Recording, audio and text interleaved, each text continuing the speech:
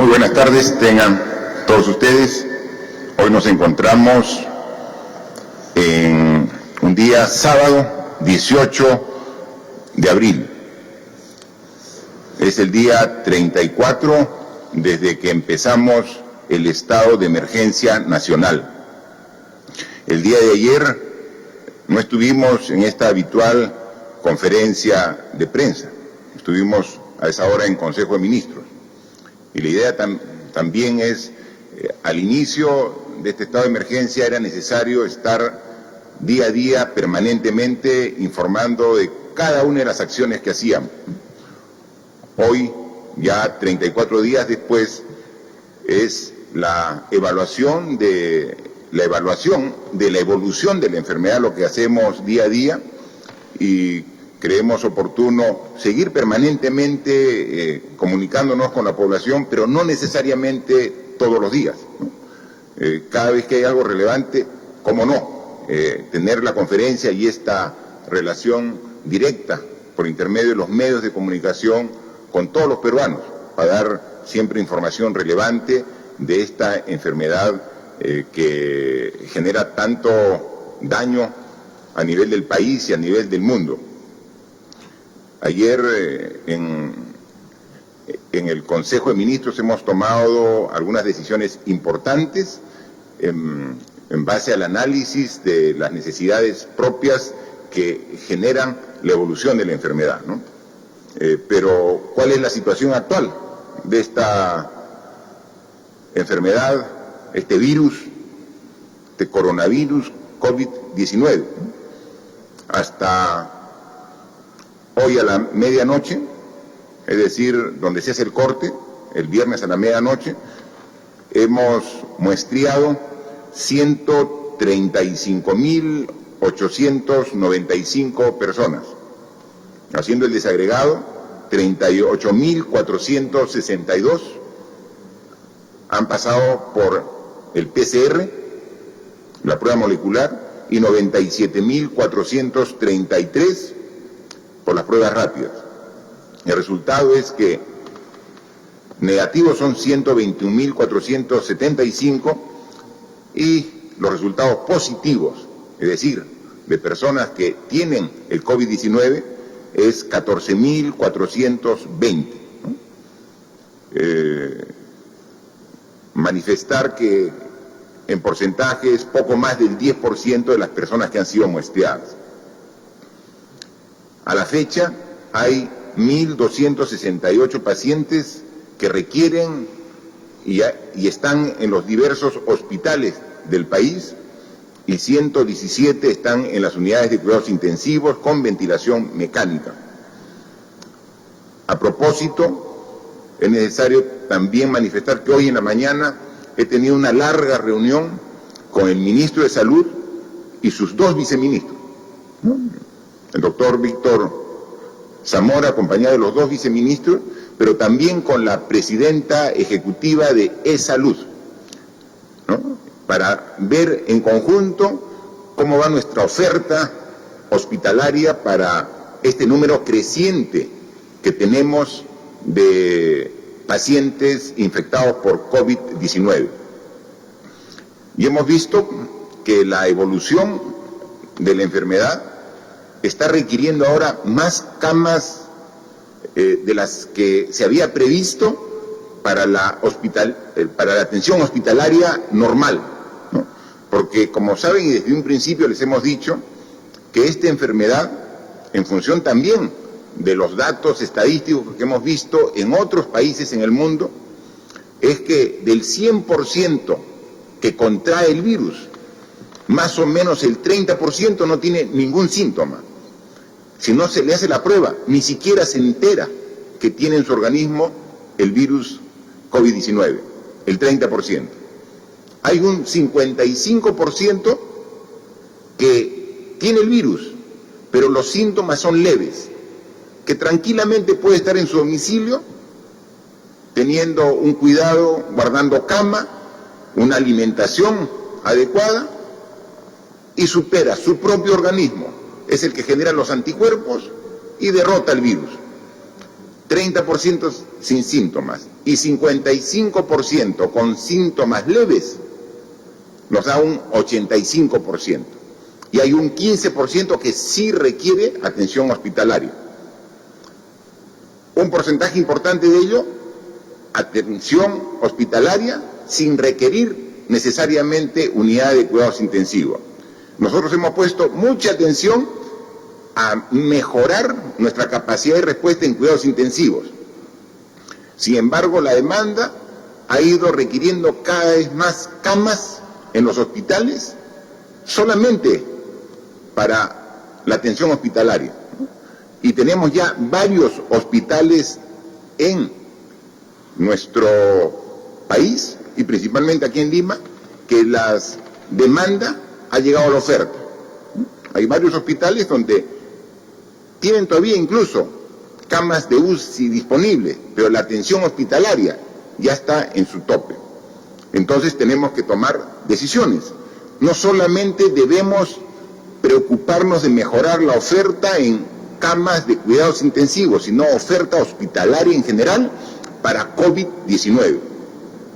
Entonces, en el transcurso de la próxima semana, se van a habilitar en los hospitales del Ministerio de Salud, se van a habilitar 274 camas más hospitalarias. Pero también vamos a incrementar la cantidad de camas disponibles para hospitalización en las torres de la Villa Panamericana. Actualmente tenemos 900 camas en las torres de la Villa Panamericana y están ocupadas alrededor de 600. Tenemos todavía 300, pero no queremos llegar al límite para incrementar nuestra oferta. Entonces, ya se ha dispuesto para que se habiliten por lo menos 1000 camas más en las torres de Villa Panamericana, más 274 camas hospitalarias en los diversos hospitales que hay aquí en la ciudad de Lima. Esa misma actitud, ese mismo esfuerzo tiene que replicarse en las ciudades de las diferentes regiones del país para tener la preparación adecuada para cama hospitalaria y cama de cuidados intensivos. Entonces, la próxima semana tenemos que aumentar la oferta. ¿Y por qué? Porque, como lo dijo ya en varias entrevistas el ministro de Salud y también la jefa del Comando de Operaciones, la doctora Mazzetti, estamos justo estas 2 últimas semanas del mes de abril. Son las semanas donde la enfermedad va a estar en el pico más alto. Y obviamente el pico más alto es donde hay mayor demanda de atención hospitalaria. Y estamos en el límite de lo que podemos responder. Y estamos haciendo todo el esfuerzo. Y vemos que en muchos casos, incluso, la respuesta no ha sido la adecuada. Y estamos ahí coordinando estrechamente entre todos los actores para ver qué cambios hacemos para poder atender de manera adecuada a los pacientes que, teniendo el virus, requieren una atención hospitalaria. Y tenemos que incrementar la oferta. Entonces, en la próxima semana tenemos 2 torres más de la Villa Panamericana con 1000 camas adicionales para que pueda atender al incremento de la demanda. Y en los hospitales antiguos que vienen funcionando, tenemos que fortalecer también esta capacidad. Entonces, así vamos a estar preparados para que a la mayor demanda podamos atender dentro de las dificultades propias del sistema de salud, cuando estamos llegando a la parte más alta de requerimiento, poder atender de manera satisfactoria. Y lo hemos dicho desde un principio y nunca hemos dado información que no se ajuste a la verdad. Nuestro sistema de salud es deficiente, no de ahora, de antes. Es un sistema deficiente que tenemos que cambiarlo y corregirlo. Pero si ya era deficiente con esta epidemia tan agresiva, de alto contagio, obviamente sale a la luz estas deficiencias con mayor claridad. Y aquí no se trata de ocultar la deficiencia, es atenderla, es corregirla y es cambiar a futuro para que no vuelva a ocurrir. Y entonces ese es el esfuerzo que estamos pidiendo a todos los actores, con las limitaciones del caso. Equipos, materiales, implementos que se han ido adquiriendo en las semanas previas, gradualmente comienzan a llegar para dar gradualmente una mejor atención a todo el personal de salud que tan comprometidamente está luchando en este momento tan difícil para todos los peruanos. Para ello tenemos que aumentar en infraestructura, tenemos que estar viajando al país, tenemos que coordinar con las autoridades regionales. El día de ayer el presidente del Consejo de Ministros, que me acompaña aquí al costado, ha tenido una comunicación con el Consejo Directivo de la Asamblea Nacional de Gobiernos Regionales, precisamente para coordinar todos estos detalles y muchos más que se vienen presentando. Sabíamos que esto iba a ser muy complejo y sabíamos que cada vez iba a ser más crítico en la medida que íbamos llegando al límite de la capacidad de respuesta. Estamos ahí, pero eso no genera otra cosa en nosotros que mayor esfuerzo, mayor compromiso. Y seguimos trabajando y seguimos luchando para poder combatir esta enfermedad a pesar de lo difícil que se convierte en estos momentos de ascenso en la curva que alguna vez les hemos explicado. Pero para ello siempre hemos dicho que requerimos el acompañamiento del cambio de hábitos de la población. Y vemos con mucha satisfacción que se están generando cambios positivos en la población y que poco a poco esos cambios de costumbres, cambios incluso culturales, son los que nos va a permitir estar mucho más preparados para este tipo de enfermedades que seguramente a futuro pueden repetirse. Entonces, las indicaciones y recomendaciones que se ha dado, no solamente es hasta cuando termine el estado de emergencia, tienen que continuar, o sea, tenemos que aprender. Yo quería pasar un par de fotos, unas cuantas fotos para que ustedes mismos se den cuenta los casos malos y los casos buenos. Y cuando hablamos casos malos y buenos, es del mismo país. O sea, no estamos hablando, mira qué bien hacemos aquí, o qué mal y qué en otros sitios. En el mismo país hay excelentes ejemplos de cómo debemos actuar. Por ejemplo, malas prácticas, que con justa razón la misma población las observa y las califica como inaceptables. Tenemos ahí, por ejemplo, mercados donde no hay necesariamente el distanciamiento social que requiere la población para evitar el contagio. Y si pasamos a un caso mucho más grave, mire, en ese tipo de conglomeración de gente, de personas, ¿se puede evitar el contagio? Ahí podemos ver que gran parte de la población que va a adquirir en este mercado sus productos tiene las mascarillas, que son de uso obligatorio cuando uno sale de su domicilio, de uso obligatorio. Pero a una distancia de 20 centímetros pueden ser útiles. Incluso vemos ahí algunas personas, ahí podemos ver algunas personas que seguramente se cansaron y están en pleno pasadizo, transitando, pero ya la mascarilla se la sacaron. Entonces no solamente la cercanía, sino la protección. Quizás en algún tiempo un modelo de éxito de un comercio era la cantidad de gente que tenía. Si está lleno, si está aglomerado, es un comercio exitoso. Ahora se tiene que medir el éxito de diferente manera. Un comercio, una tienda, un centro comercial es exitoso si cuida a sus clientes. Ese es el valor más importante, que tiene que cuidar a la gente que vaya. Antes era, no, mira cómo viene tanta gente. No, ahora es cómo cuido a los clientes. Y así como vemos estas malas prácticas, malos ejemplos, también aquí en el Perú hay buenos ejemplos. Miren, aquí en un mercado en Piura, miren el orden que guarda la gente para su ingreso, incluso con círculos pintados en blanco en el piso para mantener esta distancia mínima de 1 metro a los costados y adelante y atrás.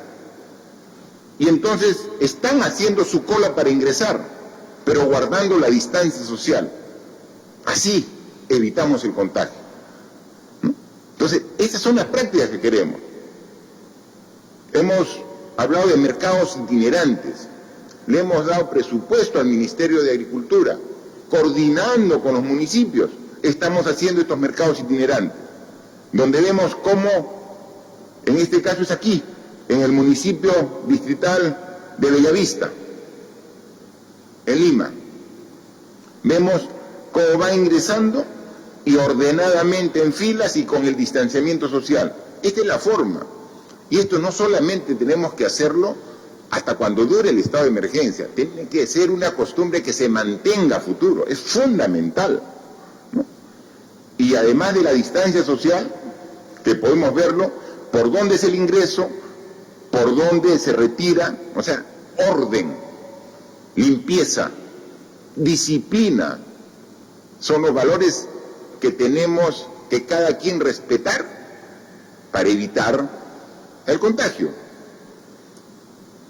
Y en los mismos mercados itinerantes, al ingreso, se ponen estos módulos de agua con jabón. Y aquí tenemos las dos formas de protegernos. El agua con el jabón es una protección química, porque precisamente el agua con el jabón, con la espuma, con estos 20 segundos de lavado en mano, si es que hemos tocado alguna superficie donde estaba el virus, el COVID-19, y lo tenemos en nuestra mano, con el agua y con jabón lo destruimos, lo desintegramos al virus.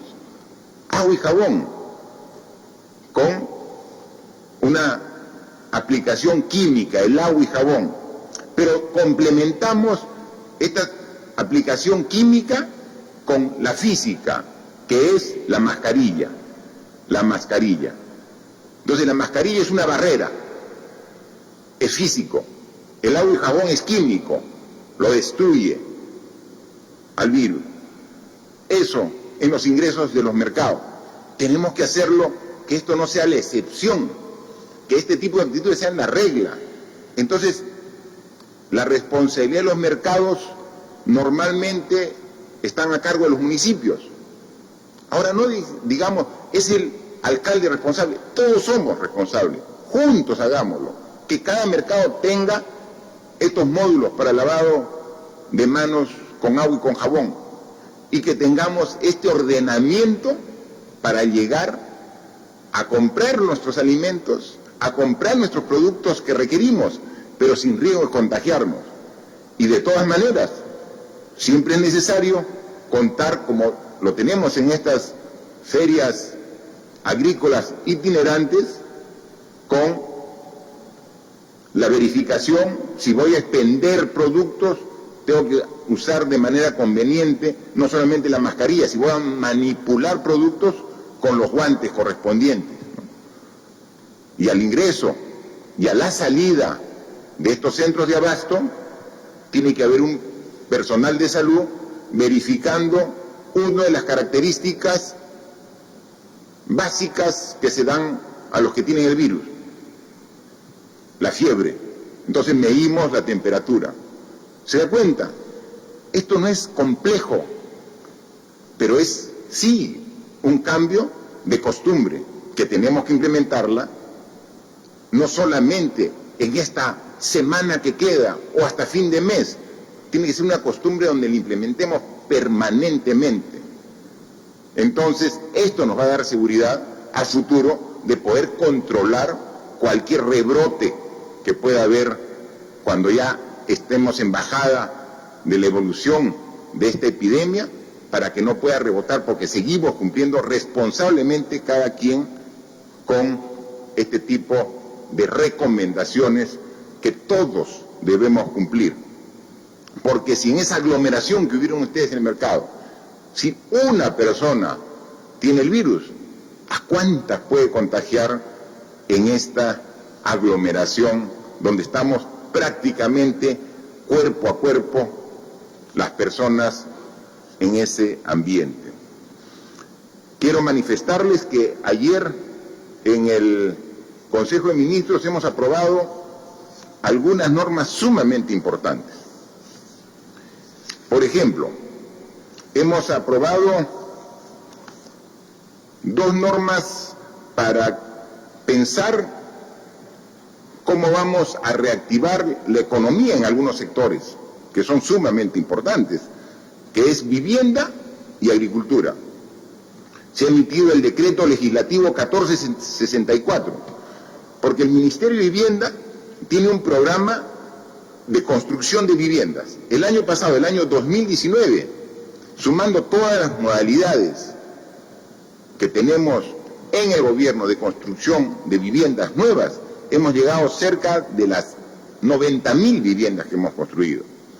Y este año queríamos llegar a las 100.000, pero tenemos el problema de esta restricción de actividades de construcción, pero que gradualmente vamos a reiniciar en el corto y mediano plazo. Pero vemos que una de las condiciones para dar el bono y hacer la construcción de viviendas como techo propio, es decir, las personas que no tengan otra vivienda, que tienen un lotecito y tienen una vivienda de madera, de esteras, y quiera postular a techo propio, tenía que garantizar que tiene un ahorro mínimo para poder acceder a que el gobierno, a través del Ministerio de Vivienda, pueda construirle su módulo de una construcción de concreto, con columnas, con vigas, con refuerzo estructural, antisísmica, pero tenía que tener un ahorro. En esta situación, casi todos están haciendo uso de sus ahorros para salir de esta emergencia. En consecuencia, estamos a través de este decreto legislativo quitando el requisito de capacidad de ahorro de las empresas vulnerables para poder acceder a la construcción de una vivienda de techo propio. Entonces, inmediatamente se supera esta etapa, vamos a seguir con la construcción muy agresiva de viviendas para los sectores vulnerables, sin exigir el requisito de tener un ahorro en su cuenta para poder acceder a este beneficio. Eso es en cuanto al sector vivienda. Y en cuanto al sector agricultura, se le ha asignado los primeros 150 millones de soles al Ministerio de Agricultura para que a través de núcleos ejecutores comience a hacer un trabajo intenso de limpieza de canales, bocatomas, para estar listos para la próxima campaña. Con esto calcula que puede generar 2 millones de jornales el Ministerio de Agricultura, y que le hemos dicho, en la medida que muestre eficiencia y una mayor demanda, estos 150 millones pueden ser incrementados de manera significativa. Otro tema que ayer se aprobó y que lo comentábamos era de que a través del Ministerio de Desarrollo e Inclusión Social y del Ministerio de Trabajo ya hemos nosotros aprobado y estamos ya por culminar el primer bono que dimos primero a 2.700.000 hogares en situación de pobreza y pobreza extrema, y a trabajadores independientes 800.000. Es decir, 3,5 millones de hogares están por culminar este aporte, este beneficio económico de 380 soles, que inmediatamente terminemos en esta semana, empezamos con el segundo aporte de 380, porque el beneficio va a ser de 760 soles. Pero lo que se había visto que en su mayor porcentaje este bono favorecía a hogares que están dentro del radio urbano, que están en las grandes ciudades, que necesitan, pero que están en las ciudades. Y entonces, obviamente, había una necesidad de atender a la población rural. Y ayer, en Consejo de Ministros, hemos aprobado un decreto de urgencia donde se autoriza la entrega de este bono a 1.098.000 hogares rurales. Es el bono rural de 1.098.000 beneficiarios, familias que se van a ver beneficiadas, atendidas con esta transferencia. Pero ya no lo vamos a hacer en 2 entregas de 380 y 380, sino en una sola entrega de los 760 soles para todas estas familias del ámbito rural que lo requieran. Gran parte de estas familias corresponden al sector agrícola, ¿no? El ministro de Agricultura tiene el padrón de agricultores que requieren y necesitan este apoyo, y ha visto que al hacer el cruce, gran parte de este bono rural cubre las necesidades más del 90% del padrón de requerimiento de este sector tan importante como es el sector agrícola, que genera el 25% de la población económicamente activa del país.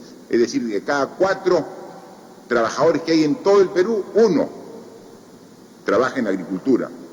Y para esto, para ellos y para el bono rural en general, estamos destinando un presupuesto de, lo vemos por acá, de 836 millones de soles. Ya está dispuesto en este decreto de urgencia para que a través del Ministerio de Desarrollo e Inclusión Social llegue a las zonas más alejadas, porque a diferencia del bono urbano, que se paga en las ciudades, este bono rural está en los sitios más alejados. Y este es un reto adicional, pero tenemos que asumirlo para llegar a este 1.098.000 hogares con estos 760 soles por cada uno de ellos. Y otro documento, otra norma importante que se aprobó ayer es un decreto legislativo.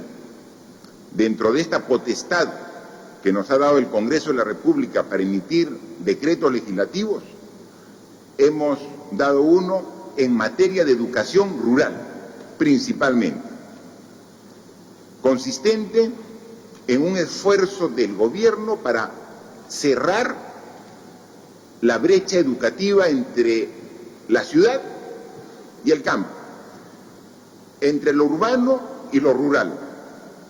Más aún en esta etapa en que nos encontramos de esta epidemia, que nos obliga a evitar las concentraciones de personas, y que, como lo hemos dicho, estas concentraciones de personas se dan en los colegios.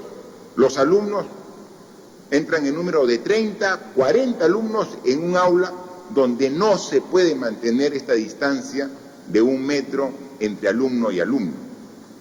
En consecuencia,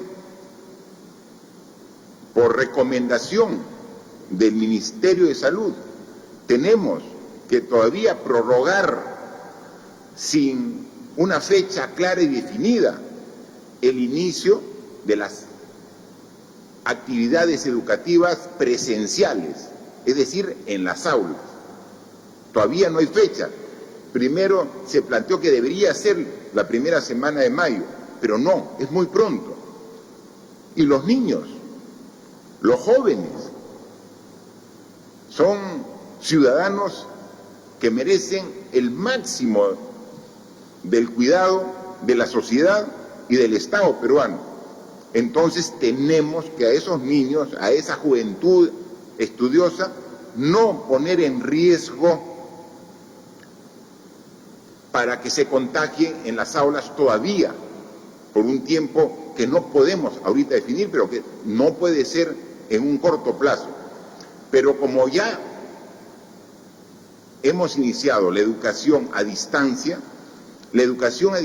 llega a través de Internet, a través de la televisión y a través de la radio. Pero lo que tenemos absolutamente claridad, que a través de Internet el contenido es más amplio. Y entonces quien tiene acceso a Internet va a tener acceso a mayor contenido que el que está alejado y que puede acceder a educación por los medios de comunicación, pero que está en desventaja. Y nosotros, como gobierno, tenemos que corregir esas brechas, esas desventajas. Entonces, lo que plantea este decreto legislativo son las disposiciones necesarias para reducir la brecha digital y facilitar el acceso a los servicios educativos no presenciales o remotos motivados por la emergencia sanitaria COVID-19 a la zona rural y a la zona urbana de alumnos en situación de pobreza. ¿Qué dispone, en resumidas cuentas, este decreto legislativo? Autoriza al Ministerio de Educación a adquirir, a comprar 719,000 tablets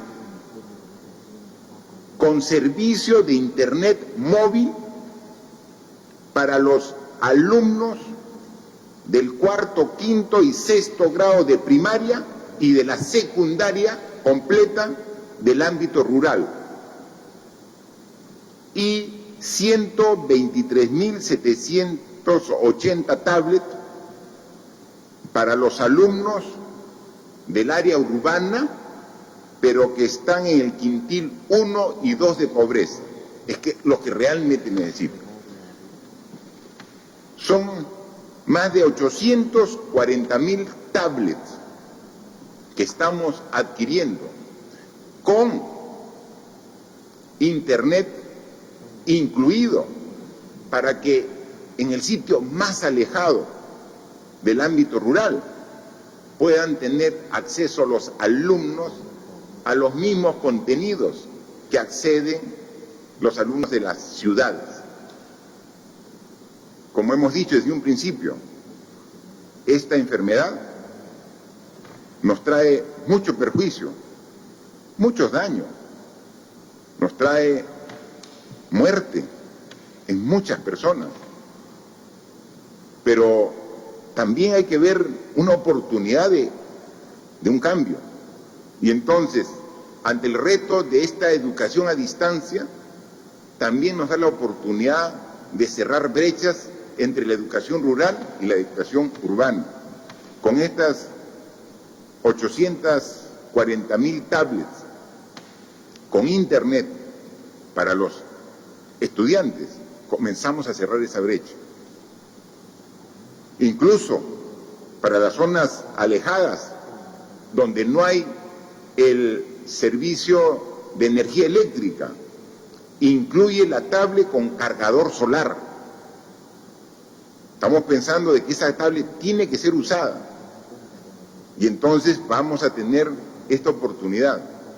Y una tablet, una computadora pequeñita, la tablet, que llega a un estudiante en el sector rural, alejado, no solamente llega al alumno, llega a toda la familia, y a través de esa tablet te conectas con el mundo. Va a tener un uso básicamente de carácter educativo, pero nada limita que la misma familia pueda darle otro uso para el acceso al amplio conocimiento que te permite la informática, la Internet. En consecuencia, con una inversión de alrededor de 600 millones de soles. Estamos haciendo un gran esfuerzo de cerrar esa brecha entre lo urbano y lo rural. Y obviamente también incluye algunas partidas para atender a los profesores. Los profesores también requieren tener el mismo nivel de respaldo informático para poder hacer la enseñanza correspondiente. Son 97.756 tablets para los docentes, con su debido servicio de internet móvil, como también los cargadores solares en las zonas donde no hay energía eléctrica. En consecuencia,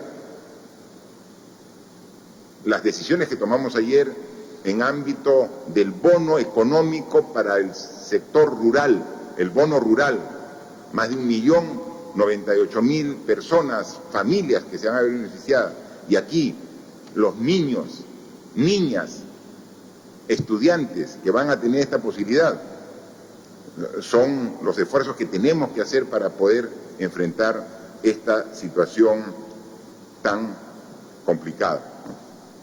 Yo quisiera dejar a los medios de comunicación, si tienen, como todos los días que salimos en conferencia, las preguntas correspondientes, para aquí acompañado con el Premier, la ministra de Economía, el ministro de Educación, el ministro de Agricultura y el ministro de Salud, poder absorber cualquier interrogante.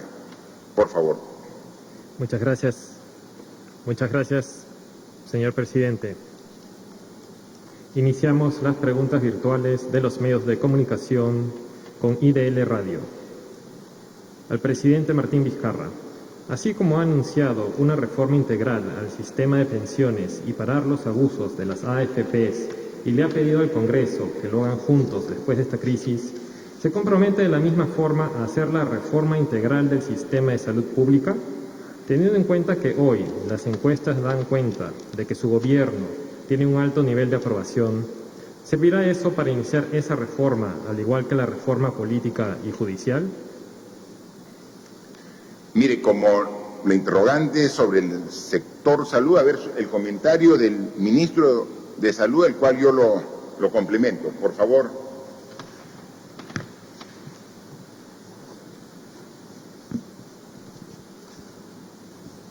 Gracias, señor presidente. Muy buenas tardes. Efectivamente, el país tiene un sistema de salud fragmentado y segmentado. ¿Qué quiere decir eso? Que no todos los sistemas de salud público no solamente están divididos en el Ministerio de Salud, salud, sanidad de las Fuerzas Armadas, sanidad de las Fuerzas Policiales, sino que su fuente de financiamiento son distintas. El sistema de salud peruano también es un sistema que recibe poco financiamiento. Recibimos aproximadamente 5.1% del Producto Bruto Interno, de la cual más de la mitad es público. No es uno de los sistemas que recibe más financiamiento en América Latina. Una de las formas que internacionalmente se busca para mejorar la eficiencia de los sistemas de salud es que estos fragmentos se puedan juntar, se puedan integrar, ganando así eficiencias, optimizando el uso de los recursos. Adicionalmente, como lo hemos visto en esta epidemia, se necesita invertir más para poder tener más recursos humanos, mejor pagados, con buenos niveles de seguridad y además renovar nuestras instalaciones, nuestros equipos, nuestros procedimientos. Tenemos que caminar hacia adelante, luego de esta epidemia, construyendo un sistema, como parte de las reformas, un sistema único de salud pública. Así ganaremos en eficiencia, en impacto, y eso sumará al bienestar de nuestra población, incluso reduciendo las brechas que existen entre aquellos que vivimos en las ciudades con aquellos que vivimos en las zonas rurales. Gracias, ministro. Efectivamente, Lo hemos dicho de que esta epidemia, convertida ya en pandemia porque afecta a más de 200 países en el mundo, nos está dando y dejando grandes enseñanzas. Y nos ha puesto claramente en la cruda realidad que no hemos puesto el énfasis necesario como país en sectores que eran tan importantes como es el sector salud. Y esas falencias nos salen día a día a flote. Y entonces una de ellas es una salud por islas, una salud donde el mismo ciudadano que tiene su DNI, si va a un hospital, dice, por favor, quiero atenderme. No, usted vaya a la Seguridad Social. No, usted vaya al policlínico de la policía. No, usted vaya al hospital del MINSA. Oye, cuando uno con su DNI debe ir a cualquier hospital del Estado y tienen que atenderlo. Entonces tiene que haber una visión integral de la salud pública. Que eso estamos ahorita actuando de manera conjunta. Pero no saben lo difícil que es cambiar la mentalidad desde las más altas autoridades hasta los trabajadores que directamente realizan el servicio de salud, porque toda una vida se ha trabajado con ese concepto como islas, la salud, y ahí perdemos eficiencia. Entonces ahora lo estamos haciendo, es un uso de los recursos que tenemos en función de dónde se necesita. Si es un paciente que requiere hospitalización, vaya usted al hospital más cercano. Pero es que yo no soy asegurado, vaya, nosotros tenemos que internamente solucionar los problemas. ¿Quién asume finalmente el costo de la atención? O sea, no se trata de que yo voy y si estoy asegurado tengo que atravesar toda la ciudad porque ahí está disponible. Eso es lo que estamos viendo. Pero en una emergencia como esto es más complejo, pero lo estamos haciendo. Pasado ello, tenemos que hacer. Y eso hemos dicho, estamos en la primera fase de esta enfermedad, donde estamos conteniendo el avance y mejorando con todas las dificultades que se presentan día a día. Y a nosotros las dificultades no las ocultamos, las enfrentamos con todos los problemas que esto significa. Pero una vez que pasemos vamos a estar en la etapa de transición, que es la segunda fase, donde tenemos que nuevamente, gradualmente recuperar nuestras actividades cotidianas, pero con nuevas prácticas de higiene y de distanciamiento social para evitar el rebrote. Cuando podamos establecer nuevamente nuestras actividades. Pero la tercera fase, que hemos dicho que empieza el primer trimestre del 2021, cuando ya damos por aceptado de que para esa fecha ya se tenga una vacuna, ya se tenga un tratamiento que está probado y comprobado que es el mejor para tratar esta enfermedad, tenemos que pensar en cambios estructurales. Pero, por supuesto, acá IDL Radio dice, las AFPs ratificamos, o sea, vamos a presentar una reforma integral del sistema privado de pensiones y del sistema público, el sistema de pensiones. Eso es una urgencia, ¿no? Y lo vamos a presentar.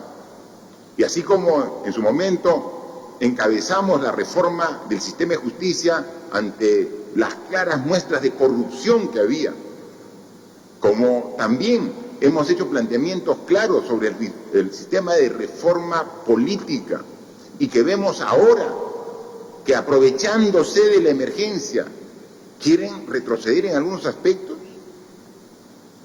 ¿No consideramos nosotros válido que se quiera retroceder en conceptos como que los candidatos para las próximas elecciones deben ser por alternancia, por el mismo número y alternancia?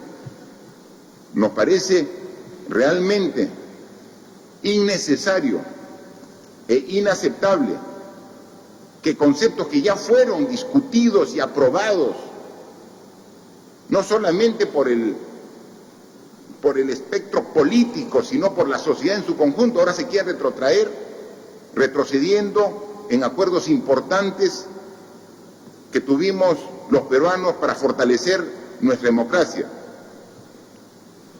Tenemos 25 gobernadores regionales y no hay una sola mujer. Tenemos 1.874 alcaldes y no llegan a 100 las mujeres. Entonces, eso queremos cambiar. Las mujeres que son más del 50% y que ahora en esta situación de crisis son las que más fuerza ponen para sacar adelante sus familias a pesar de los difíciles momentos que pasamos, ninguneadas en el aspecto político. Y los cambios que propusimos y que fueron aceptados, ahora dejarlos de lado, los seguiremos peleando, como pelearemos por una mejor salud, como ahora estamos peleando por una mejor educación. Yo quisiera que el ministro de Educación, con el conocimiento propio del sector, nos amplíe un poco sobre lo que significa esta reducción de brechas entre lo urbano y lo rural que estamos planteando en este año, tan crítico por el coronavirus, pero tan positivo por las decisiones que usted ha planteado como ministro de Educación y que nosotros le hemos aceptado y aprobado en todo el Consejo de Ministros. Por favor, ministro. Muchas gracias, presidente. Efectivamente, nuestro país se encontraba al inicio de este año con una desigualdad educativa muy grande entre estudiantes urbanos, estudiantes rurales, estudiantes pobres, estudiantes no pobres. Y esa desigualdad lamentablemente se reflejaba también en brechas en el acceso a las tecnologías, a la Internet. Esta medida que estamos sacando, presidente, lo que va a buscar es, en primer lugar, reducir la brecha digital, pero no solamente eso. Nosotros estamos con el desafío de tratar de reducir no solo la brecha digital, sino también la brecha en aprendizajes. Es una oportunidad histórica que tenemos de poder llegar directamente a los estudiantes rurales, a los estudiantes urbanos pobres, también a los estudiantes de educación superior de pobreza, acompañados de sus docentes, a quien, como usted bien ha dicho, también les vamos a dar las tablets y el acceso a Internet. Vamos a desarrollar un programa de tutoría importante para que no perdamos esta oportunidad que, como he dicho, no solamente nos va a permitir reducir la brecha digital, sino también aspiramos a que nos permita reducir la brecha de aprendizaje que tanto nos ha costado como país reducirla en los años anteriores. Gracias, ministro. Eso es fundamental. Mire, ahora tenemos el bono rural y tenemos que, a través del bono rural, llegar a las familias que están en los sitios más alejados del país. A los sitios más alejados tenemos que llegar. ¿Y cómo les comunicamos de que son merecedores de este bono? O sea, ¿cómo llega la información? O sea, no solamente requerimos modernizar la educación y cerrar las brechas, sino es fundamental que nos hemos visto ahora más que nunca la necesidad de la inclusión digital. Es decir, que todas las familias puedan tener acceso a una posibilidad de recibir información de manera informática, a través del sistema digital. Pero miren, nosotros, esos son los grandes problemas que tenemos para hacer efectivos las transferencias. Tomamos la decisión, asignamos los recursos, pero la parte operativa nos toma tiempo, porque la gran mayoría de peruanos no tiene DNI electrónico. La gran mayoría de peruanos que queremos hacer un depósito en su cuenta no tiene una tarjeta de ahorros. Y entonces esto es fundamental para, como digo, esto va al alumno. El objetivo es la educación del alumno. Y por eso tiene una tablet que va a ir con el contenido. En la tablet va a estar todo el contenido del año del alumno, todo. Pero además tiene acceso a Internet. No es que si en su pueblo no hay Internet, no. Tiene acceso a Internet directa, tiene Internet satelital, es directo el Internet. O sea, la tablet viene con Internet, no es que se conecta a la Internet. Entonces también conecta no solamente al alumno, a la familia. Y entonces a través de eso también puede acceder el padre de familia, si es que está con si recibió el bono, dónde tiene que cobrarlo, cómo tiene que cobrarlo. Esa es la inclusión digital que requerimos y que son una de las lecciones que están dejándonos esta pandemia, de nuestro gran atraso que tenemos y cómo en el mismo país tenemos ciudadanos que acceden a la tecnología y ciudadanos que están muy alejados de ella. Eso también hay que cambiarlo. Así que son retos nuevos y los vamos a asumir bien. Y así que, ¿y cómo van a aprender? Ustedes no han visto cómo los niños tienen esa habilidad para aprender ahora tan rápido los métodos y los mecanismos de los aparatos electrónicos digitales. Y obviamente para eso también es un soporte educativo e informática que se tiene que dar para el buen uso de estos elementos, ¿no? Por favor, la segunda. Siguiente pregunta es del diario El Tiempo de Piura. Piura se siente abandonada porque desde hace 2 días no hay pruebas. Exige la instalación de un comando COVID-19 nacional ante la ineficiencia de las autoridades regionales. ¿Cuándo se instala? Por favor, a ver el ministro de Salud. Muy buenas tardes, compatriotas en Piura. Esta es una oportunidad para informarle al país que hasta el momento se han instalado 17 comandos COVID en igual número de regiones. Uno de los primeros comandos COVID instalados en el país fue justamente el de Piura, a través de la Resolución Gerencial Regional 133 del 8 de abril, que incorpora, además de la Dirección Regional de Salud, la participación de las Fuerzas Armadas, de la Policía Nacional, de E-Salud y de las clínicas privadas. El día de hoy, el ministro de Vivienda, Rodolfo Yáñez, se encuentra en Piura para hacer seguimiento al plan COVID regional, además de hacer entrega de una importante dotación de equipos de protección personal para los trabajadores y las trabajadoras de salud en esa maravillosa región. Gracias, ministro. Por favor, la siguiente pregunta. Pregunta del diario Gestión. ¿Se mantiene la fecha que indicó que el 27 de abril se levantan las restricciones a algunas actividades? ¿En estas se adelantaría el delivery? ¿Qué protocolos seguirían? ¿Cuándo se inician los créditos de Reactiva Perú? ¿Y por qué no separar una parte solo para las microempresas? Por favor, ministra de Economía, si responde esa pregunta.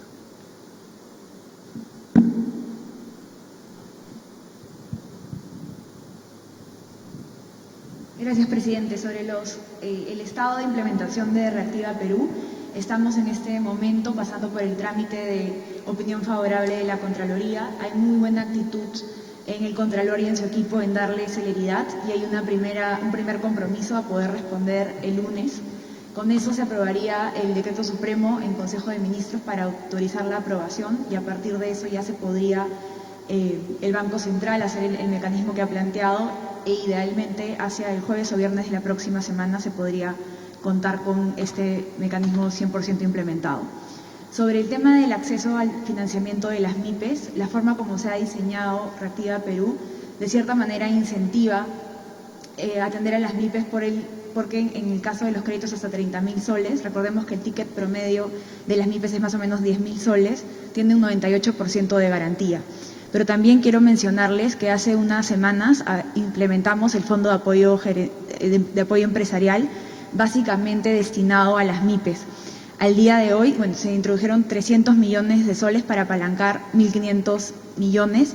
Al día de hoy ya han sido atendidas 22.405 MIPES con desembolsos de 188 millones de soles y hay una demanda que será atendida en los próximos días de 71.000 MIPES adicionales por una demanda de 813 millones de soles. También se ha discutido en Consejo de Ministros que la próxima semana se va a aprobar una mejora en el Fondo de Apoyo Empresarial. No solamente vamos a habilitar mayores recursos, sino también se van a mejorar las condiciones del crédito. Muchas gracias, presidente. Ministra, si podría darnos a conocer a toda la población sobre el resultado de la emisión de bonos. Es un tema que se dio en el transcurso de esta semana y exactamente qué significa y qué resultado económico tenemos para el país. Sí, para toda la ciudadanía, nosotros en este plan ambicioso que hemos preparado de 12 puntos del PBI, que una parte del plan va a ser financiado con gasto público, nosotros vamos a financiar a través la parte del componente de gasto público que puede llegar entre 5 y 6 puntos del PBI. Vamos a utilizar reasignaciones presupuestales del presupuesto aprobado para este año, el uso de nuestros activos. Recuerden que el buen manejo macroeconómico que ha tenido el país ha determinado que tengamos muchos ahorros. Ahí tenemos un fondo de estabilización fiscal con más de 5.000 millones de dólares, pero también lo importante es que nuestra solvencia y nuestra fortaleza macroeconómica permite que podamos acceder a financiamiento relativamente barato. Y así fue como el jueves, evaluando siempre las condiciones del mercado de capitales, salimos a endeudarnos por 3.000 millones de dólares. Dos récords importantes que hemos batido es que se nos ha ofrecido casi 7 u 8 veces lo que hemos pedido, ¿no? Yo puse como ejemplo, es como si saliéramos a pedir que nos presten 100 soles y somos tan creíbles y tan confiables que nos ofrecen 800 soles ante el pedido de 100 soles. Y el otro récord que hemos batido como país es que hemos alcanzado las tasas más bajas de interés. ¿Esto qué significa? El crédito que estamos pidiendo tiene un costo muy por debajo de lo que la República de Perú ha pagado en los últimos años. Esto no solamente refleja la confianza de los inversionistas en el Perú, en su fortaleza macroeconómica, pero también una confianza en la estrategia sanitaria y el plan económico que estamos implementando para salir adelante. Muchas gracias, ministra. Definitivamente, el hecho de que en una situación de crisis salgamos como país a emitir bonos, cuando incluso algunos analistas decían que era un poco riesgoso, y salgamos y el resultado haya sido tan ventajoso para el Perú que hayamos generado tanta demanda. Se ofrecían 3.000 millones de dólares en bonos y ofrecieron, o sea, se interesaron por 25.000 millones de dólares. O sea, fue una muy grande demanda y a intereses muy beneficiosos para el país. En consecuencia, esto complementa con las medidas que vamos tomando, porque por un lado asumimos compromisos tan importantes en temas de salud, en temas de educación, que significan un monto del Estado peruano, ¿no? Pero por otro lado estamos asegurando los recursos necesarios de diferentes fuentes para que de manera responsable podamos afrontar a todo lo que nos estamos comprometiendo. Entonces vemos que se va encontrando ese equilibrio que era sumamente necesario para poder tener seguridad de la implementación de las medidas en esta primera fase, como también va a haber medidas importantes en la segunda fase para lograr que el país tenga la salida de esta enfermedad y que luego el próximo año podamos nuevamente retomar la senda del progreso y desarrollo que todos confiamos va a ser así. Siguiente pregunta de Caretas. ¿Cuáles son las fases de reactivación económica una vez que se termine la cuarentena y qué decretos de urgencia están pensando para ayudar a la población más vulnerable? Sobre las pruebas rápidas. Esta semana falleció el congresista Glider Ushñagua de Pucallpa, quien salió negativo en esta primera prueba, pero después con la prueba molecular dio positivo. ¿Funciona o no las pruebas rápidas? Señor presidente, información de hoy advierte que la unidad de cuidados intensivos del Hospital 2 de Mayo ha colapsado. Por otro lado, el Hospital de Ate ya no recibe pacientes. En hospitales de provincia ya ni siquiera tienen implementos para que el personal médico se proteja. ¿Cómo se está atendiendo esa emergencia? Por lo amplia de la pregunta de Caretas, voy a pedir que responda la primera parte de temas económicos la ministra de Economía y Finanzas nuevamente, y luego complemente el ministro de Salud. Ministro, por favor. Gracias, presidente. Efectivamente, nuestro plan ambicioso tiene una etapa de contención y una etapa de reactivación económica. Nosotros ya hemos dado algunos pasos con miras a la reactivación económica. Los dos, tanto el decreto legislativo de saneamiento como el decreto de urgencia de agricultura, es una muestra de que ya estamos pensando en esa etapa. También durante esta etapa vamos a contar con instrumentos tributarios y con instrumentos de gasto público. Sobre temas tributarios, por ejemplo, el día de ayer se aprobó también en Consejo de Ministros la ampliación del régimen especial de recuperación anticipada del IGB hasta el 31 de diciembre del 2023. Este tipo de medidas que van a ser aprobadas en el marco de las facultades buscan incentivar la actividad empresarial y también generar liquidez a las empresas. Otro componente del plan de reactivación, estamos planificando un plan de gasto público importante en temas de compras públicas, en temas de programas de mantenimiento. De hecho, ya se ha aprobado estos núcleos ejecutores para agricultura y también una propuesta muy ambiciosa para mejorar, darle mucha celeridad a la inversión pública. Estas son medidas, algunas transversales, pero también estamos preparando un paquete específico para los sectores que se están viendo más afectados, como el sector turismo. El objetivo de la etapa de la reactivación económica es regresar al crecimiento potencial que necesitamos para dar el salto al desarrollo. Gracias, ministra. Por favor, ministro de Salud, en la parte que le corresponde la pregunta. Permítame, en primer lugar, hacerle llegar las condolencias a la familia del excongresista que lamentablemente falleció en nuestro servicio de salud. Inmediatamente conocido el hecho, di las indicaciones para que el jefe de su salud, que es la Superintendencia de Servicios de Salud, acuda a Ucayali junto con un equipo de profesionales para investigar las condiciones en las que se dio el tratamiento, tanto antes, durante como después. Espero recibir el día de hoy un informe preliminar y, por supuesto, el informe final que dé cuentas exactamente de lo que pasó con el excongresista. En segundo lugar, como ya lo ha explicado el señor presidente, en materia de uso de los servicios, nosotros estamos en estas 2 semanas viviendo la última o la más alta etapa de la epidemia y, por lo tanto, estamos con un incremento notable de casos que llegan a nuestros servicios, tanto los servicios de hospitalización como los servicios de internamiento para condiciones graves. Esto ponen en alta tensión todos los servicios del país, especialmente de las zonas más afectadas, y estamos adecuando todos los hospitales para poder acomodar adecuadamente a los pacientes que así lo requieran. Efectivamente, este proceso no es sencillo, significa la interacción de distintos procedimientos, distintas formas de actuar de los distintos subsistemas, pero creo que durante este mes nos hemos preparado adecuadamente para ampliar la oferta y lo seguiremos haciendo. En tercer lugar, en materia del protocolo de atención, también está en constante revisión, lo que incluye, por supuesto, los métodos de diagnóstico. Siempre hemos afirmado, y lo seguiremos haciendo, que el principal método es el método molecular y secundado por el método serológico. Ambos métodos tienen sus pros y sus contras, sin embargo, los tratamos de poner a disposición de toda la población cuando así lo requieran y cuando así lo podamos disponer en nuestro arsenal. Gracias.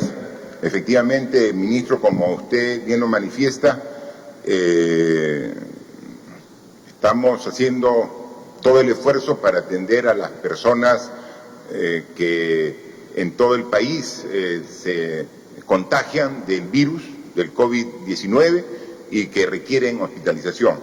Ya son más de 14.000 personas que tienen esta enfermedad y de las cuales son alrededor de 1.300 las que ya requieren hospitalización. Tenemos un sistema de salud que sabemos que tiene una serie de eficiencias y que prácticamente en un mes 1.300 personas vayan a requerir hospitalización, obviamente genera este tipo de problemas que lo reconocemos y que seguramente estas deficiencias generan un malestar, un rechazo, no solamente en las personas directamente perjudicadas por estas deficiencias, sino en la colectividad en general. Y no es que nosotros desconozcamos ello, muy por el contrario. Hoy, como les informé al inicio, hemos tenido una reunión específica con las autoridades responsables de todo el sistema de salud para ver qué adicionalmente tenemos que hacer para tener una mayor y mejor respuesta. Entonces, ¿hay problemas? Por supuesto que hay problemas. Cuando de un momento a otro tenemos más de 1.300 pacientes nuevos, todos que requieren hospitalización, algunos no necesariamente, pero que requieren un control clínico, telefónico, hasta su domicilio, y muchos de ellos hemos tenido hasta cerca de 200 o más requiriendo las unidades de cuidados intensivos. Todo eso en un mes. O sea, es una demanda que apareció de frente en un mes y que coge a un sistema de salud con una serie de deficiencias. ¿Qué medidas tomamos nosotros? Primero, tratar de bajar esa demanda. Si no hubiéramos tomado las medidas que todos los peruanos de manera solidaria estamos asumiendo y respetando de este estado de emergencia, no serían 1.400 pacientes hospitalizados, sino serían más de 10.000, y no serían un requerimiento de 200 UCIs, ahorita tendríamos más de 800 demandas de UCI. O sea, las medidas que hemos tomado han hecho que baje eso a menos del 25%, ¿no? Eso por un lado, y ese es el esfuerzo de todos. O sea, son las medidas que damos como gobierno, pero es el esfuerzo de todos de que baje estos requerimientos al contener el contagio de la enfermedad a alrededor del 25-30%. Pero adicionalmente, a poner a disposición del sistema nuevas unidades de camas en los servicios de salud. Hace 2 meses hubiéramos pensado que las torres de la Villa Panamericana iba a ser un hospital. No, pues tomamos la decisión, dijimos ahí, y hay 900 camas, y en una semana van a haber 1.000 más, y vamos a llegar a las 3.000 camas. O sea, esas son las respuestas. Los propios hospitales estamos mejorando su distribución para tener más unidades de cuidados intensivos. O sea, a pesar de las deficiencias que reconocemos del sistema, estamos haciendo el esfuerzo para responder. En algunos casos, ocurren casos como el del ex congresista Ushnagua, al que lamentamos profundamente, el de él y de muchos pacientes que por no tener la capacidad en ese momento, y también en unos temas de falta de una adecuada coordinación del sistema de salud, no permiten la atención oportuna como queremos de todos los pacientes que requieren atención hospitalaria. Ese malestar que genera este tipo de casos también lo compartimos. A nosotros también nos molesta cuando vemos esos casos. Y en este caso es porque era una persona obviamente conocida porque ha sido excongresista. Pero también nos molesta cuando no podemos atender en el momento y en la oportunidad de vida a personas que no necesariamente son conocidas, pero que generan el mismo dolor en su familia, en sus seres queridos. O sea, el esfuerzo por eso es día a día. Por eso día a día vemos qué más podemos hacer. Y no escatimamos esfuerzo. Y ahora estamos transfiriendo más presupuesto para que se habiliten más torres de los Panamericanos, para que las personas que se contagien tengan dónde ir, tengan una cama que los pueda atender en un hospital, tengan el servicio de enfermeras, de médicos, todo el personal. O sea, es un esfuerzo grande. O sea, no nos quedamos de brazos cruzados, a pesar que esos casos como el que se han visto generan la molestia, el rechazo de nosotros también. Tenemos que seguir trabajando para corregirlo, y ese es el reto. Aquí tenemos decisiones que nos dan en algunos aspectos tranquilidad, pero tenemos resultados que también a nosotros nos generan incomodidad. Lo que hay que hacer ahí es renovar el compromiso, sacar más esfuerzo, más trabajo para corregir esa situación, y lo vamos a hacer. Y estamos en la etapa difícil de la enfermedad, porque han crecido los casos como estaba previsto y están llegando al límite donde podemos responder. ¿Y qué estamos haciendo? Aumente ese límite. Pero es difícil, sí es difícil, pero no imposible, lo podemos hacer.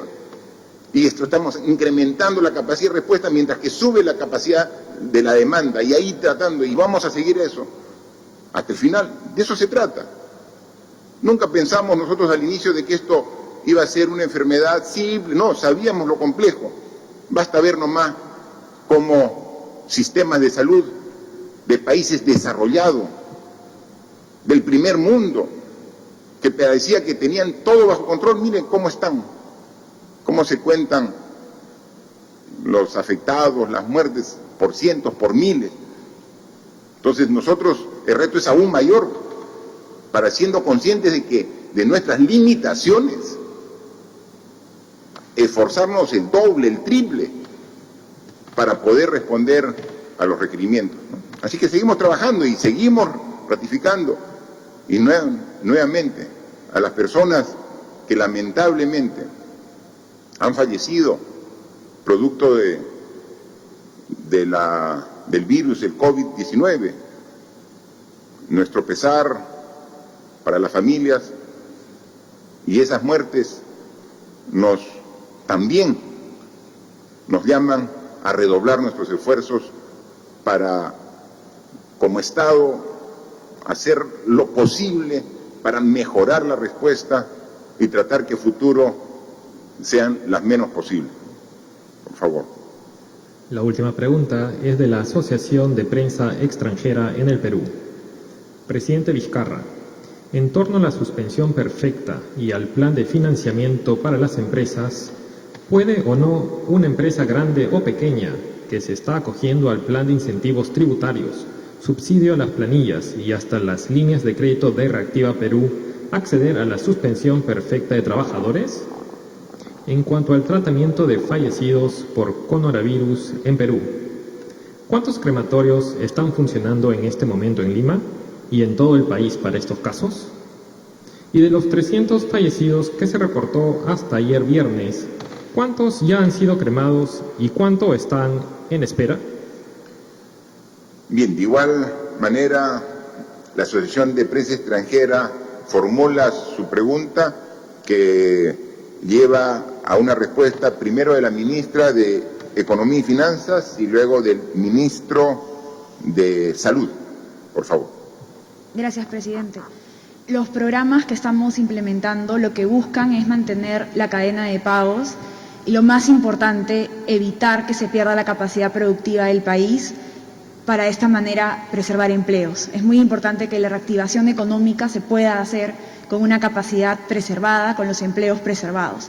Pero también somos conscientes que la realidad de las empresas es heterogénea, es distinta, y también sabemos que esta medida que ha sido aprobada de suspensión perfecta tiene que ser la última instancia, y dada esta diversidad que hay en la situación de cada de las empresas, nosotros no solamente vamos a evaluar todos los días la implementación de nuestras medidas para que sean efectivas, pero esta medida en particular va a ser evaluada caso por caso cuando el Ministerio de Trabajo evalúe que cada empresa pudo hacer los máximos esfuerzos. Muchas gracias. Muchas gracias, ministro. Por favor, ministro. La epidemia que enfrentamos inevitablemente producirá el fallecimiento de algunos de nuestros compatriotas. Es nuestro objetivo como sector salud que cada una de estas personas sea tratada con dignidad y respeto hasta el final de sus días y después de ella, al igual que sus deudos. Uno de los mecanismos que hemos aprobado mediante una resolución es utilizar la cremación, basado en las mejores prácticas que hasta ese momento se sabían de los países que habían adelantado en enfrentar esta epidemia.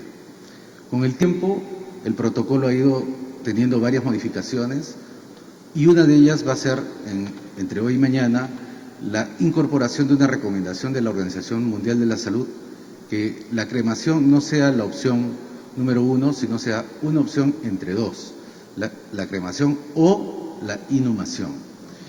Hasta este momento, lo que nosotros tenemos en el país nos alivia bastante esta recomendación de la Organización Mundial de la Salud, ya que en el país solamente contamos con 14 crematorios. En Lima tenemos 6. Del total de fallecidos, podemos decir que por lo menos por el Seguro Integral de Salud, la cremación ha sido financiada en su totalidad para 115 de ellos y otro tanto ha sido financiado por eSalud. En este momento no existen pacientes, bueno, hasta el día de ayer, que estuvieran esperando su cremación. Lo que sí es, con la nueva norma, va a facilitar el que los fallecidos puedan ser inhumados en los cementerios locales o en los lugares que los alcaldes y las beneficencias decidan. Un punto adicional es el respeto.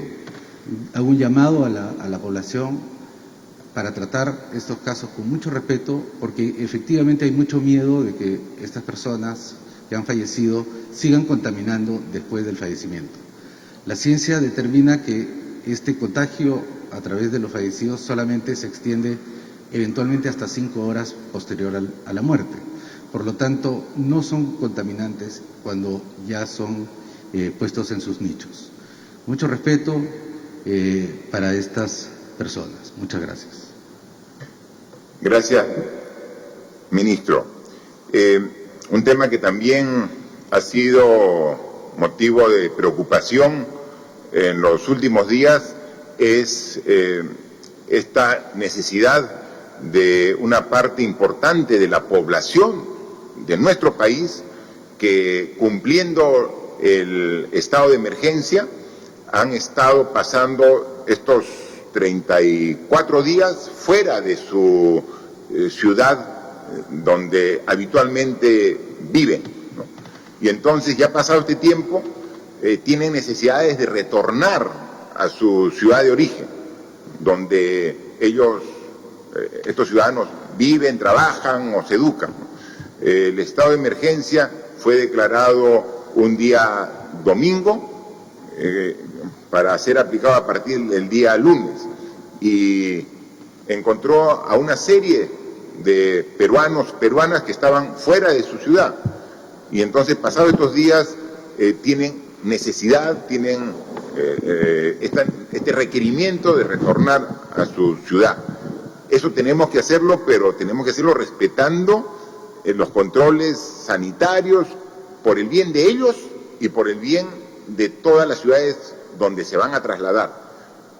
Para ello hay coordinaciones que se están haciendo y directamente están bajo responsabilidad del presidente del Consejo de Ministros, a quien yo le digo que nos pueda explicar cómo va en el avance y cuál es la gradualidad de este proceso, para que, como en todo lo que estamos planteando en este estado de emergencia, se entienda y haya colaboración de todos los que participan. Por favor, Premier.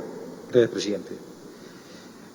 Es legítimo el derecho de los ciudadanos de poder volver a sus regiones, pero también es legítimo defender la salud de todos los peruanos. Estos traslados internos tienen que hacerse de manera ordenada, coordinada y planificada. Y a efecto de ello, hemos venido coordinando especialmente esta última semana con la Junta Directiva de la Asamblea Nacional de los Gobiernos Regionales y también con los presidentes de las macroregiones. Debemos compartir 3 premisas básicas. Primero, debe facilitarse el tránsito de las personas de alta vulnerabilidad, o sea, priorizar el traslado a adultos mayores, niños, mujeres embarazadas, aquellos que vinieron ocasionalmente a un control médico. Lo segundo, no podemos enervar algo que nos ha costado mucho esfuerzo. Seguiremos siendo exigentes con las condiciones de salud. Quien tenga que retornar a su región tiene que pasar por un necesario triaje. Cuando retorne e ingrese ya a su región, nuevamente, y a pesar de estos controles de salud, tiene que entrar en una cuarentena de 14 días. Y este proceso tiene que ser coordinado necesariamente con los gobernadores regionales. ¿Por qué? Porque si va a haber un control de ingreso y va a haber una cuarentena, quien tiene que facilitar los espacios, los lugares donde debe disponerse de esta cuarentena son los gobernadores regionales. Se ha hecho por redes sociales algunas convocatorias y se ha visto masivas inscripciones 1.000, 2.000, 3.000 personas. Por eso insistimos, tiene que ser de manera ordenada y planificada. Todo este esfuerzo que ha significado estas prolongadas semanas de aislamiento y de cuarentena, no permitamos que se vengan hacia abajo. Al contrario, dentro del esquema propuesto por el Ejecutivo, estamos inmersos en la última semana de esta prórroga de 15 días de lo que es el aislamiento. Redoblemos nuestro esfuerzo y nuestro compromiso. Tenemos que coordinar con las autoridades regionales. Tiene que haber orden, tiene que haber planificación. Y este traslado se está haciendo de manera grupal y ponderada. Viajes de 200 personas en 200 personas. Y más aún, en los buses de traslado no va al 100%, solo la mitad, nuevamente por cuestiones de salubridad. En estos últimos días ya ha habido viajes a San Martín, viajes a La Libertad, viajes a Piura, el día de hoy debe haber viajes a Arequipa de manera gradual. Los viajes que salgan entre hoy y mañana no significa que sean los únicos, pueden seguirse ampliando, pero tiene que ser de manera prudente, responsable. Y aquí hacemos una invocación a los ciudadanos. Todos tenemos una cuota de responsabilidad. Como gobierno hacemos los mejores esfuerzos. Nuestros médicos, nuestros policías, nuestros militares, nuestros bomberos, todos suman un esfuerzo corporativo. Estamos respondiendo como país. Pero aquí también tiene que inmiscuirse en esta capacidad de respuesta, de responsabilidad y de compromiso todos los ciudadanos. Tenemos que actuar y responder a estas circunstancias de manera ordenada, coordinada. Obviamente, quizás el ímpetu de las circunstancias pudiera estarnos determinando algunas acciones de presencias masivas. Sin embargo, no perdamos la cordura. Son semanas o días bastante críticos y tenemos que responder como país. Tenemos que agradecer y felicitar a quienes han venido brindando su mejor esfuerzo. Pero este esfuerzo no se agotó, aún continúa. Y hacemos esta reiterada invocación para que estos traslados se hagan de manera coordinada, siempre apelando a su autoridad inmediata, que es el Gobierno regional, quien está en permanente articulación con el Gobierno nacional. Y más aún, no estamos dejando solo a los gobiernos regionales. Hemos dispuesto que las autoridades de INDECEN, cuya jefatura la tiene el general Jorge Chávez, estén dando un permanente soporte a las autoridades regionales. Muchas gracias, Premier. Un poco resumiendo lo que hemos informado el día de hoy, resaltar que se ha aprobado el decreto de urgencia, donde vamos a transferir 760 soles a cada una de 1.098.000 familias identificadas dentro del sector rural del padrón que tiene el Ministerio de Desarrollo e Inclusión Social, que siempre en el ámbito rural tenemos que manifestar que con este esfuerzo de cerrar la brecha en esta educación a distancia que no podemos iniciar, y hay que ser absolutamente claro, esta segunda etapa de la enfermedad, lo más seguro, y eso lo venimos conversando con el ministro de Salud, con los que son especialistas en la materia, no podemos concentrar población, y los estudiantes son población que se concentra en las aulas de estudio. Entonces tenemos que pensar en un mediano plazo futuro para que puedan reiniciarse las clases. Entonces no tenemos fecha prevista para el inicio de clases, y tal como finalmente lo recomienda el propio ministro de Educación, dice: yo tengo que hacer mi programación como que este año va a ser clases remotas. Si en el proceso se ven que están dadas las condiciones para iniciar, se iniciará, pero yo tengo que hacer una programación para que el año 2020 sean las clases a distancia. Ese es el planteamiento y el orden que tiene en su estructura el Ministerio de Educación. O sea, prevé que todo el año va a ser clases a distancia, precisamente para evitar la concentración de alumnos que se contagien y llevan el virus a sus casas. Entonces, para evitarlo, toda la programación, si en el análisis, en estudio, en los meses se ve de que el tema está seguro y se pueden convocar a clases presenciales, se verá en su momento, pero el orden, la programación del Ministerio de Educación es para concluir el año 2020 con clases remotas a distancia, y para eso entonces ya plantea el mecanismo de ayudar con elementos y equipo informático a los alumnos rurales y a los urbanos de escasos recursos económicos. ¿Cuántos son ellos? 840.000 alumnos que van a tener su tablet con internet conexión permanente, ¿no? Entonces, y los profesores también en ese sentido con esta ayuda tecnológica. Con esto vamos a ver, que va a haber problemas seguramente como todo cambio y toda decisión, pero son problemas que solucionando estamos mejorando no solamente la educación, sino estamos cerrando la brecha que siempre ha existido. Que pensando en que ya dentro de las siguientes semanas tenemos que haber un proceso de movilización económica, activación económica, se ha dado ya un presupuesto para que unidades ejecutoras de agricultura tengan dinero para comenzar a partir del próximo mes a hacer trabajos de limpieza de canales, bocatomas, infraestructura de riego en todo el país, generando millones de jornales para este fin. A través del Ministerio de Vivienda vamos a comenzar a construir las viviendas de techo propio sin pedir que el beneficiario tenga capacidad de ahorro en una cuenta. Después de esta crisis, muy pocos van a tener esta capacidad de ahorro, pero no por eso renunciamos a la posibilidad de construir viviendas de techo propio a las familias que lo necesiten. Entonces, esa es la idea. Y también generamos puestos de trabajo, reactivamos la economía y cumplimos una función social de dar viviendas dignas a los peruanos. También, otra noticia que tenemos reciente en esta semana es que ya la autoridad de la reconstrucción con cambios ya calificó y quedaron 2 países en este proceso que ha hecho de selección para las obras grandes de la reconstrucción que todavía están pendientes a través de gobierno a gobierno. Es decir, apenas salvemos esta situación de esta enfermedad del COVID-19, ya estamos listos para poder comenzar no solamente las múltiples y miles de proyectos pequeños y medianos que se han hecho en reconstrucción, sino los grandes proyectos de soluciones integrales de los ríos, desde Tumbes, Piura, Lambayeque, La Libertad, Ancas, Lima, Ica, todos esos proyectos integrales, que es no solamente en el cauzamiento de los ríos, sino que viene desde el trabajo, desde la parte A, todo eso ya está listo para que inmediatamente ya calificó a los 2 gobiernos que están esperando. Entonces estamos pensando en la enfermedad que nos